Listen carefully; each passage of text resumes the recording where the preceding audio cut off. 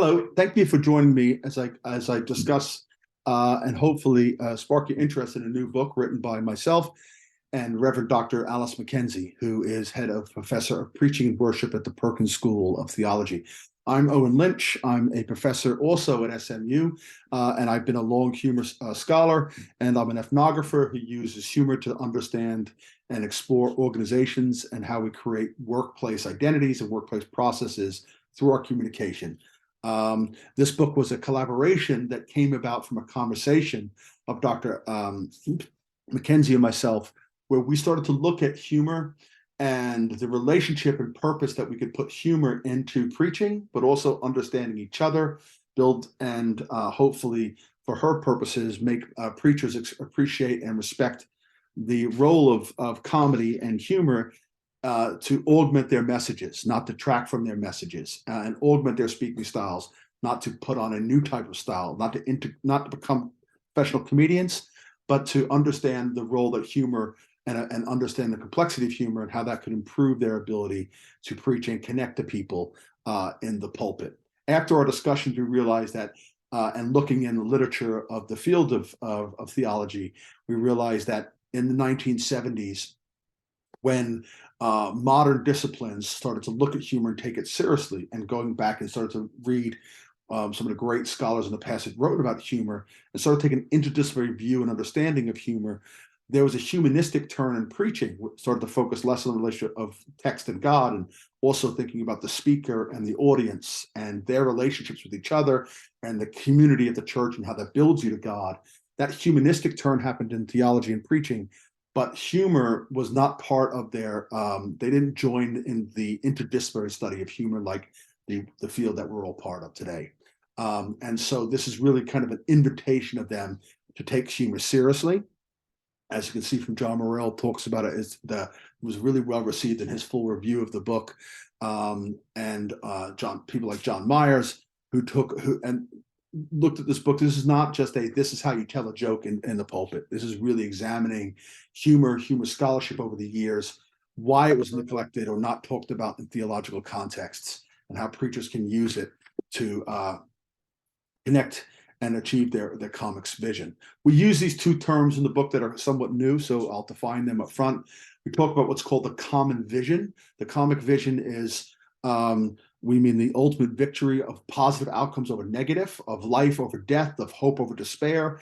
The comic vision invites us to encourage us to share, welcome, and join and celebrate with each other the intrinsic values that we all share, there's a common humanity to all of us, and that humor allows us to, and comic vision allows us to recognize and respect and accept that all of our failings, we're all human in the end, and there's something that we can build ourselves towards.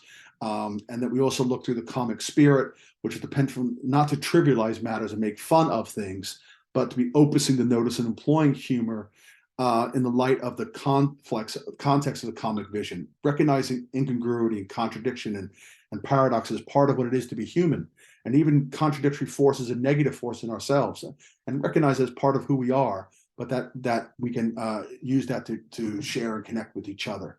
So a sense of humor, we're using a Hebrew scholar focus on a definition of it, is the faculty to perceive humor and enjoy what is ludicrous and amusing, and that we also make the argument that humor is unique to human beings, the first part of the book.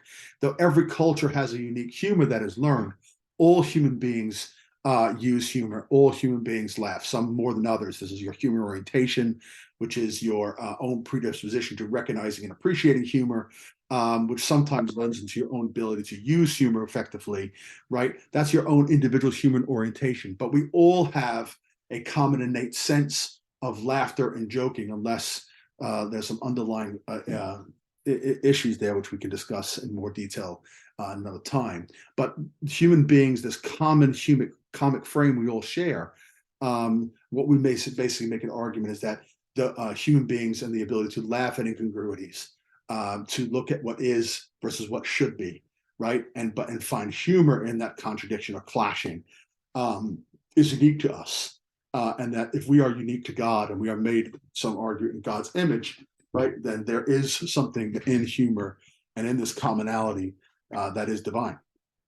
And so we make this case in the first part of the book that humor is truly a gift, just like joy and love and concern. And if you have all the religious pomposity in the world but have no love, right, then you have no real faith, right? And in this case, what we're arguing is that humor is part of those gifts, and that just like any other gift, humor can be misused by human beings, but it doesn't. But its purpose it can also be used for grace.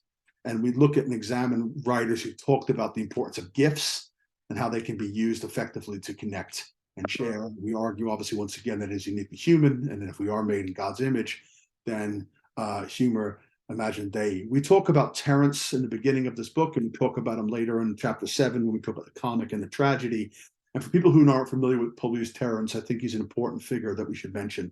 He was a Roman slave who was many arguments from Ethiopian descent, and he took the Greek plays and he constructed what we think of now as the modern frame for a comic frame versus a tragic frame. He was an influence on Shakespeare and how Shakespeare understood what comedy was from Shakespeare's tragedies. And finding the Terence framework, it kind of talks about how as an outsider, Publius was able to become a writer, was able to use his comic framing to build an audience, find acceptance, become a citizen in his own right in ancient Rome. And so one of the people who's talked about the importance of Terence is Maya Angelou, and how it is the basis of her own faith life. And I'll show you a brief clip of Maya Angelou discussing that. I'm going to move to halfway through for a sake. I'd like everybody to think of a statement by Terence.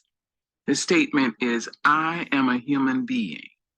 Nothing human can be alien to me. If you can internalize the least portion of that, you will never be able to say of an act, a criminal act, well, I couldn't do that. No matter how heinous the crime, if a human being did it, you have to say, I have in me all the components that are in her or in him. I intend to use my energies constructively as opposed to destructively. If you can do that about the negative, just think what you can do about the positive.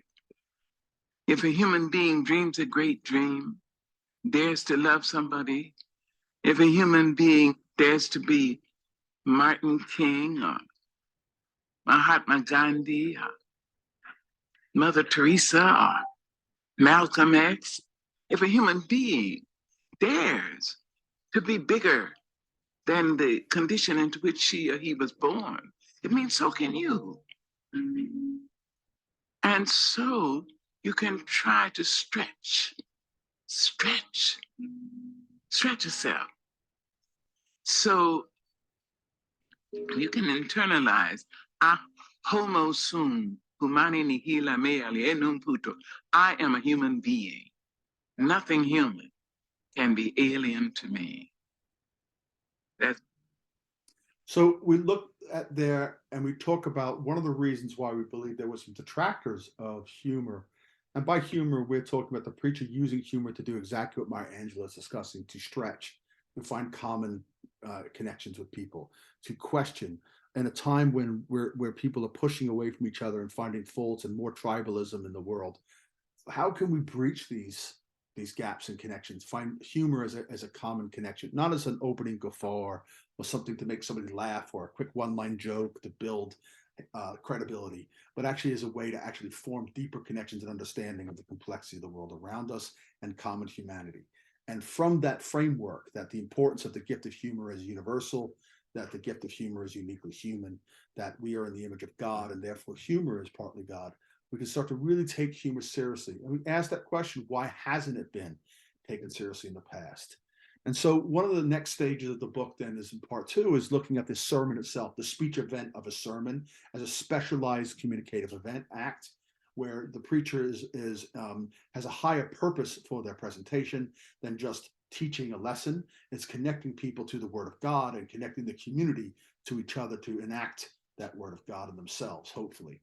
And so what we see is adding humor but looking at other research of humor in public speaking and interconnections and interpersonal communications, whether it be through doctor-patient studies of humor, whether it be classroom studies of humor, whether it be studies of looking at churches and how people find them to be extremely structured, and how humor could be a space to break some of those structures and uninvitedness, pomposity into that world. I mean, look for strategies for actually using humor by examining successful preachers or currently or historically who've used humor effectively to blend in their message and connect to audiences.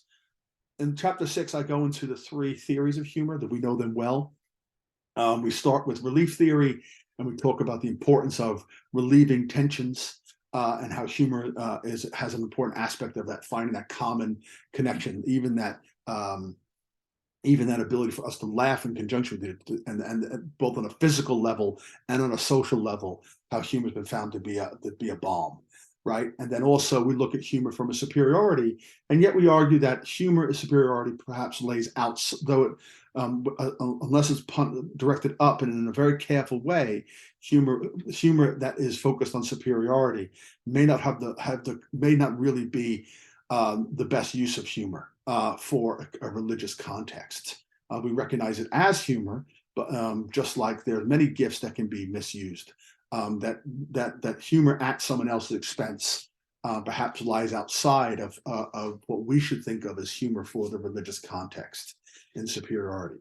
There's John Morrell talks about in philosophy of humor how that we could have racist humor, and that it's not only is racist humor that racist humor is not the joke in of itself may follow the structure of humor, but the person who finds that humor funny has to think of themselves as that moral, is that something, should I be someone who can find humor in such an act of scapegoating and placing pain on someone, and that's the purpose of racist or superiority humor. And so we warn against overtaking humor and finding some rules about the importance of humor should be used to build and connect versus break down and mock.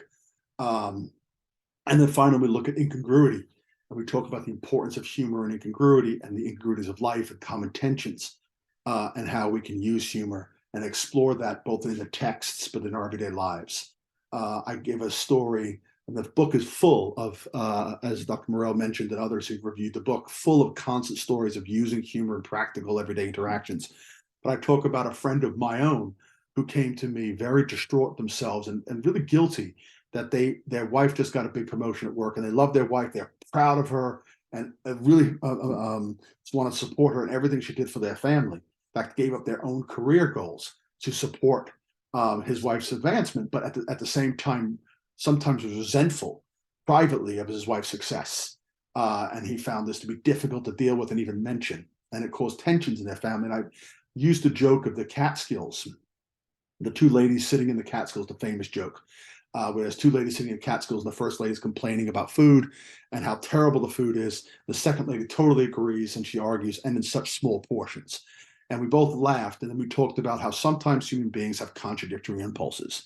And he himself was a coach in soccer, and he talked about how sometimes his players are happy for a victory, but not happy that they didn't score the winning goal. And I'm like, those tensions that happen are natural. And we were able to get into the conversations of what relational dialectics or cognitive dissonance would allow us to talk about in a formal setting, but in a way that was relatable, forgivable, laughable. And then he was able to talk about that using that joke to his wife and saying, I recognize it's totally ridiculous. I'm so happy for you. And then I'm complaining about the taste of the food, a small portion, and use that joke to make that connection and address the fact that these are contradictory impulses. They're very natural. It's part of what it is to be human.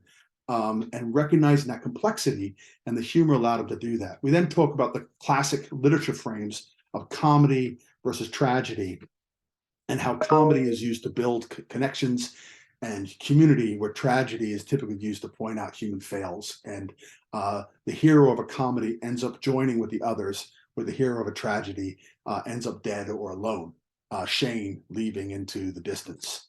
And so I'll give you some example, more going in depthly of how the chapter kind of looks at this one, and it kind of gives you a more sense of how the book kind of frames. So we look at the classic frames of comedy and tragedy. Terence being the framework for what comedy is understood as, and the muse for Shakespeare and others, and as we understand comedy, and tragedy being the frame. Look, Joseph Campbell and William Northam Fry and others who look at these two classic structures of myth or in stories and how they play out. What we find in comedy and tragedy is there's some similarities. We can use Romeo and Juliet to exemplify the tragedy, and you could use Midsummer's Night Dream as the emphasis for the comedy, right, from Shakespeare. But we see the tragedy, we see that someone's lost in the wilderness. In comedy, they kind of escape from the everyday world into the wilderness, into the dream world. And so where Romeo and Juliet kind of break themselves from the tension of their world and find each other, the troupe go into the comedy, into the wilderness in Midsummer, and live this kind of crazy event that makes no sense. Often what happens is there is a siren in the tragedy that pulls people onto the path, or there's a trickster like Alice in Wonderland or R2-D2 in Star Wars that pulls you into the journey, through the hero's journey. The companion in a comedy finds companions, the rogue, the wizard, the fighter, and they find a group of people who join them in this world that help them through it.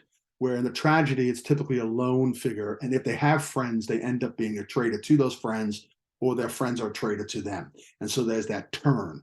And then there's the death of the hero, or the death of the heroes, and the refusal to see an alternative path. There seems no way; it's a dead end. And the tragedy is that that there is no resolution.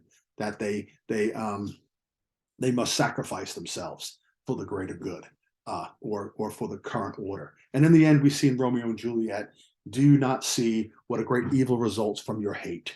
Everyone is punished. The last lines of Romeo and Juliet, where in the Midsummer, all is mended, and there's a marriage at the end, and everybody celebrates each other.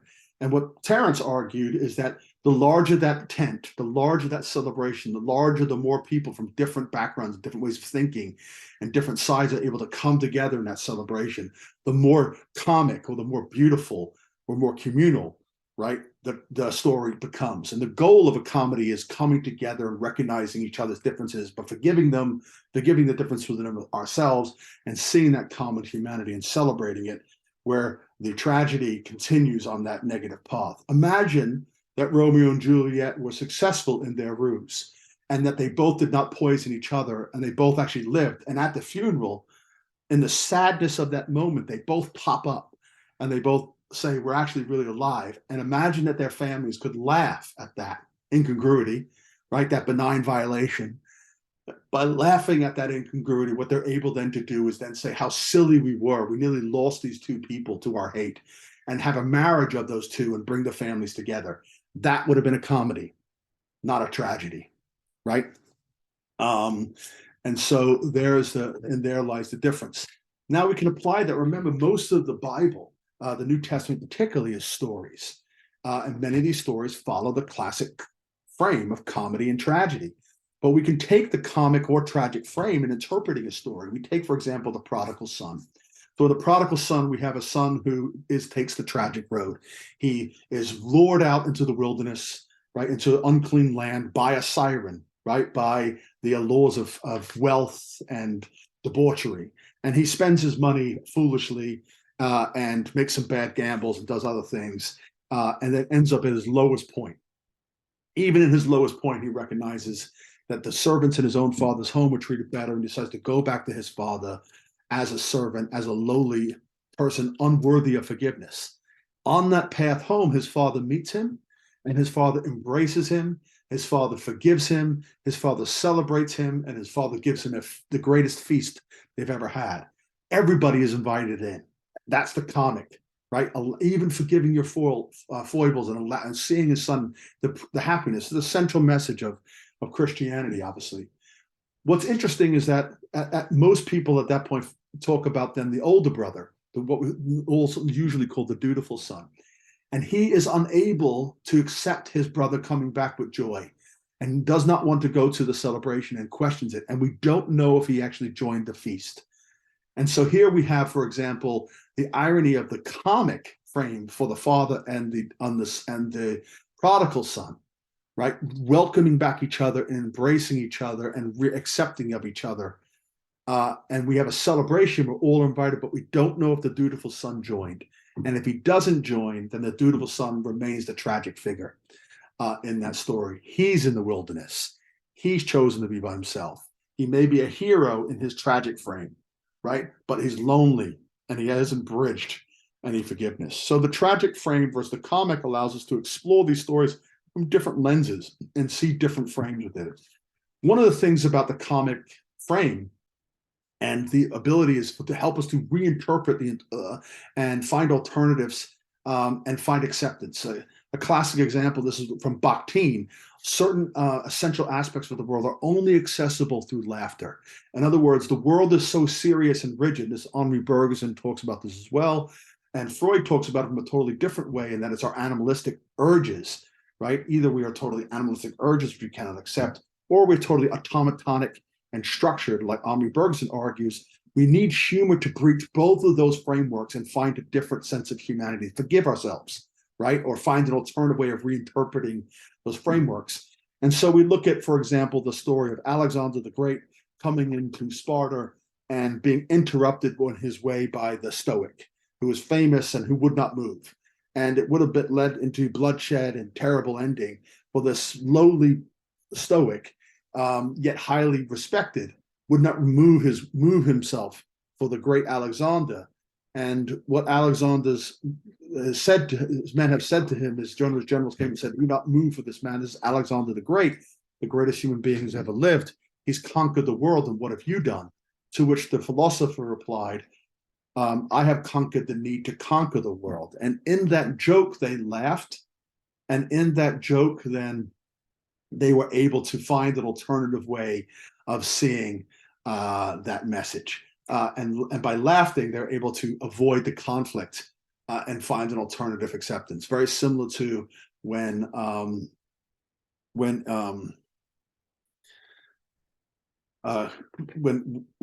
Genghis Khan had the Chinese emperor, and the young Chinese emperor boy went and sat on his, I'm sorry, Kublai Khan. When Kublai Khan had the Chinese emperor in his court, who was essentially a prisoner, who was a young Chinese child, the great empire, and he went and sat in his throne.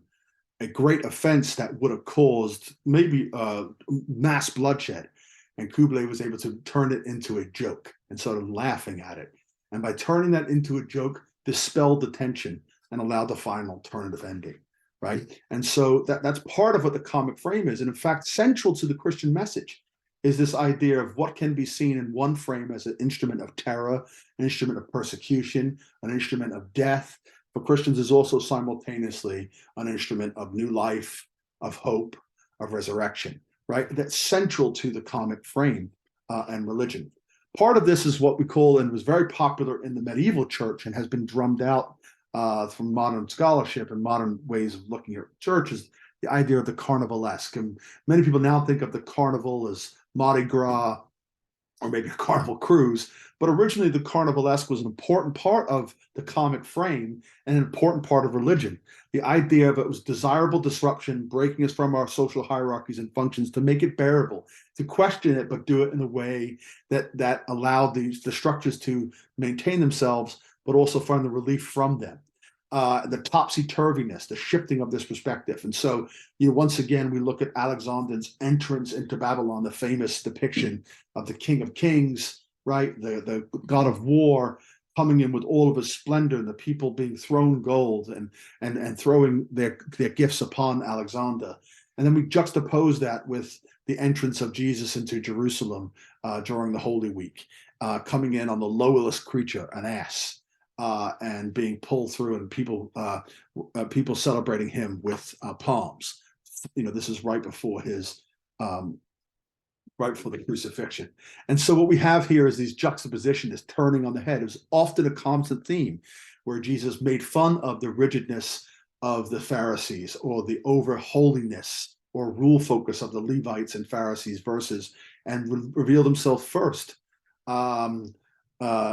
To a lowly woman who was considered the lowest of the lowest, a prostitute by the well, and who was also Sumerian, or the Good Samaritan, who was the lowest of the low yet did the right thing.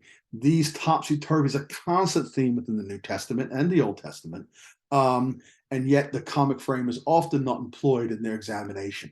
And so one of the things we then do is we then look at the preacher as the comic spirit. How can the preacher look at their own comic vision and their own comic spirit and integrate that into the way that they understand their role, and they understand that the position of as a preacher. And we have 13 chapters. Sorry, not 12.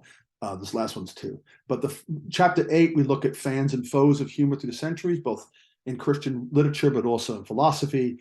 And we talk about why, particularly in theology, humor was resisted because it was trivialized the seriousness of God. But actually, in some ways, we argue that this lost a lot. So we examine why throughout history, religion was sidelined as an important topic. We then look at the importance of the jester and the fool, particularly the jester and the fool's ability to speak truth to power in a way that's acceptable. We think about King Lear's fool, who is his conscience. And then we think of the modern role of the comic sage, someone like Jon Stewart, who himself looks at humor as something that is a way of looking at the complexity of life and finding commonality and laughter in it so we don't cry. But he also argued that if you take the humor aspect of it too much, then you don't actually address the problem itself, which is what his new work is trying to do. And so he himself recognizes this complexity of humor is useful to build the bridge and commonality and recognize a problem. But if it's taken too far, then the humor loses its purpose to address some of the underlying issues, and it needs to be that balance. This comic sage, when we look at Roy Williams, who talked about the importance of how in the original there was the comedy, and then there was serious statesmen and politicians and presidents, and now he says people look at the president as a fool and look at the comic as the sage, and how it's flipped it on head. But there's a reason why there's lots of literature showing that people find more trust in Comedy Central than they do in the news, to tell them, or to at least not have an agenda. We then look at the preacher as someone who is able to enhance the humbleness and the joyfulness that is able to look through humor. And we talk about this last part, what we call the important knack of knowing. And so for the knack of knowing, we're really talking about 3 types of knowing. Textscape, which is finding the comic frame within the word itself, the text that we're looking at and examining as a preacher, and we call this hermeneutics, to borrow a phrase, and how they can use humor instead of hermeneutics to understand the text, how the context helps us understand this text, how the context makes us see this text in new, different ways every time, and how that relates to your own self, right? That hermeneutic. That's an important part myself as an ethnographer and a qualitative researcher, how I use humor to understand a new space and new way of seeing and understand people and how they connect with each other. And I use humor to test those understandings in my own research of others. And how I write, and I use humor to write about different cultural processes at work. That's recognizing humor in the landscape, in the context, the social environment that I'm part of. Why are those jokes existing? How are they being used? What meaning do they have for the actors? Why do they all laugh? What common understandings come from that? What can be seen in the landscape around us that we can see as tensions, that we can also therefore twist those tensions and recognize as incongruous or benign and find humor in it, right? That landscape, finding humor, and then the endscape. How do we make sense of it ourselves? What role do we have? How does our framework change the way we perceive things? There's a great article talking about Goffman Goes to Church that looks at the social construction of the church process and how people who made mistakes or didn't wear the right thing or were outsiders were made to feel extremely unwelcome in the church that was overly rigid and focused on rules and quietness, and talk about how that was antithetical to the message of God, of accepting and welcoming others. And we talked about a little bit about how, unfortunately, there wasn't space in all these observations of modern churches, but how humor could be used to break tensions. And I use examples of a church that I did for the study for this book that utilizes humor quite often to make fun of the rigidness of the church and find new ways of connecting new members into the church audience. We talked about the importance of hermeneutics, and then we also talk about using the practices of comedians and how they themselves create comic content, whether from Larry David or other observational humor scholars, and how they both use their own experiences and form exaggerations or restructure their experiences in ways to create comic content to help us reflect on the world around us and try to understand the complexity of the world around us. And we use examples from comedians and how they notice things and structure jokes, and then find ways that we can also encourage people to be authentic to their own life experiences, authentic to their own social context, authentic to the text that they're reading, not just tell a joke to tell a joke, but bring all those understandings and through their notes, create comic content for their message. Ultimately, we're really looking at building a book about humor as communal and communicational. And we have all the good parts that humor can do. It can capture attention, maintain audiences, message retention. It can maintain attention as people, once you have it, it can lower defenses, particularly around difficult things or between people who perceive themselves as different. It can disarm unrighteous authority. It can make fun over, make you realize someone who only laughs at someone else's frailties, they're not humorous. They're someone who is someone who is low, weak. In fact, the bully is always, when you take a humorous frame, seen as therefore the person who's unable to laugh at themselves, and therefore seen as someone of mock and someone you can mock and deride, as someone who's unable to find humor in life. And then we basically invite people to acknowledge their common human foibles. Humor also forgives you, forgiveness and creates a culture of care. It helps us look for better alternatives in ways that don't maintain that tragedy or tension, and invites us to share an experience of feeling and joy. Ultimately, once again, we argue humor is in this way, recognizing the difference between what is versus what ought to be uniquely human, and finding humor in that tension allows us to form a deeper relationship with each other, and therefore a deeper relationship with God. And life is better when we laugh. We're asking that theologians and preachers to take the turn that many of our people in our own field, you're in humor scholars, we're interdisciplinary, who recognize that humor is something that is an important aspect of what it is to be human, and find space for it in our preaching, in our reading, in our understanding, in our relationship with God, and our relationship with others. And we hope that we recognize that this book takes an extremely in-depth view of the literature, the positivity of humor, and also the process of preaching and preparing sermons, and tries to find ways in which to encourage people to look at how all these things are compatible and not incremental. Thank you for joining me. I hope that you found this presentation interesting, and I hope that you order the book and enjoy it. I really enjoyed writing it, and I know Alice did too, and both of us have gotten a lot out of this project. So thank you for taking the time.